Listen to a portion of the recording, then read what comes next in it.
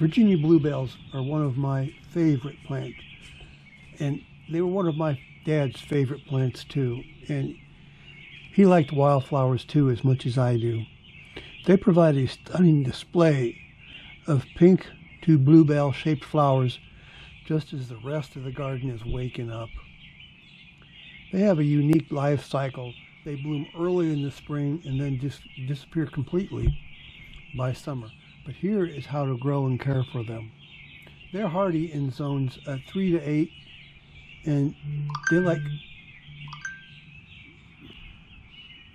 like part to full shade and moist, well-draining soil.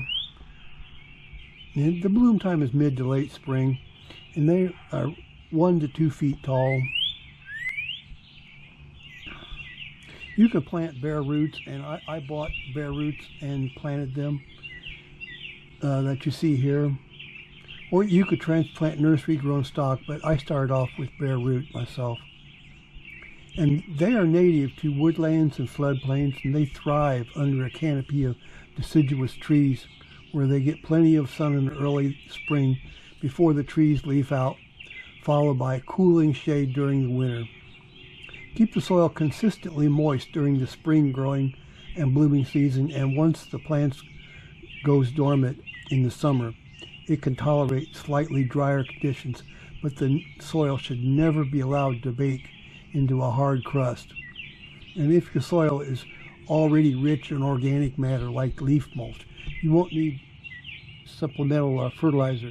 You can add a thin layer of compost or leaf mold in the late autumn to mimic their natural woodland floor.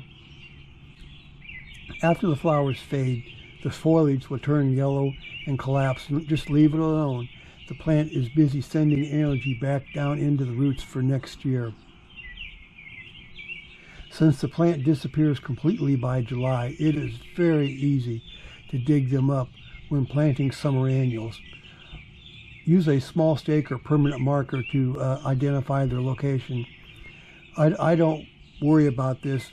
Just like the plants that I have tulips and things in, I dig in there as I want to. I don't like having stakes and unnatural things in my flower bed.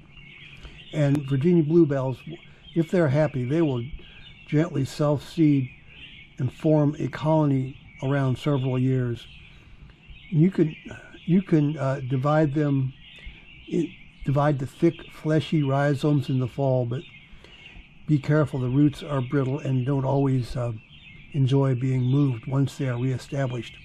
And this is one of those plants that I don't mess with. And if they reseed themselves, that'd be great. And if I wanted some more of them, I think I would buy some before I would dig them up and divide up the rhizomes. And that's just my personal preference. And since bluebells leave a hole in the garden when they grow dormant, plant them alongside perennials like hostas and ferns and astilbes. They are an excellent choice to hide the yellowing foliage of the bluebells. And in these pictures here, I actually have all of those plants planted here around. And I love a wide assortment of plants in my flowering bed.